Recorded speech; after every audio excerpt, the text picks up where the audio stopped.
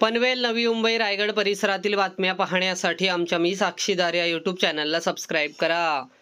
गेल्या 3 ते 4 दिवसांपासून पडत असलेल्या मुसळधार पावसामुळे पनवेलच्या गाढी नदीला मोठा पूर आला आहे। चिपळे येथील पुलावरून आपण गाढी नदीचे दृश्य पाहत आहोत। या ठिकाणी मोठ्या प्रमाणात पाणी आलेले दिसत आहे। गेल्या 3 ते 4 दिवसांपासून पनवेल परिसरात मुसळधार पाऊस कोसळत आहे। एकूण 5 दिवस मुसळधार पावसाचा अंदाज हवामान खात्याने दिला आहे।